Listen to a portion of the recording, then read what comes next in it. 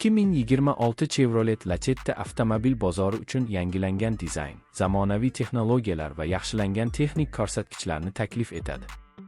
Ushbu model kundalik foydalanish uchun qulaylik, ishonchlilik va tejamkorlikni birlashtirgan holda oilaviy haydovchilar va yosh foydalanuvchilar uchun mos tanlov bo'lib qolmoqda. Video davomida biz Lacetti'ning tashqi ko'rinishi, ichki saloni, dvigatel imkoniyatlari va xavfsizlik texnologiyalarini batafsil ko'rib chiqamiz hamda u raqobatchilar fonida qanday ustunliklarga ega ekanini tahlil qilamiz.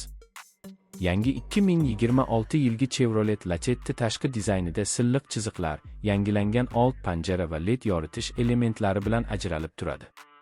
Aerodinamik shakl yoqilg'i sarfini kamaytirishga yordam beradi va avtomobilga sportona ruh bag'ishlaydi.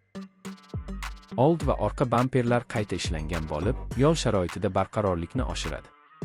Turli rang variantlari va yengil qotishmali disklar Lacetti'ni shaxsiy didga moslab tanlash imkonini beradi. Salon ichida qulaylik va ergonomika ustuvor ahamiyat kasb etadi. Yangi materiallar, yumshoq qoplamalar va yaxshilangan o'rindiqlar uzoq safarlarda ham qulaylikni ta'minlaydi. Markaziy konsolda katta sensorli displey joylashgan bo'lib, multimedia, navigatsiya va smartfon bilan ulanish funksiyalarini qo'llab-quvvatlaydi.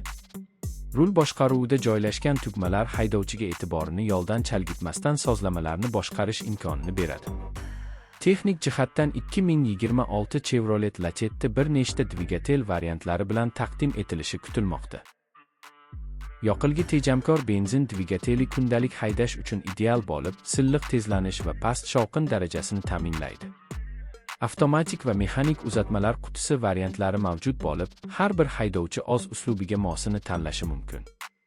Osma tizimi qayta sozlanganligi sababli notekis yo'llarda ham yumshoq harakat saqlanadi. Xavfsizlik masalasi ham e'tibordan chetda qolmagan. Lacetti zamonaviy faol va passiv xavfsizlik tizimlari bilan jihozlanadi.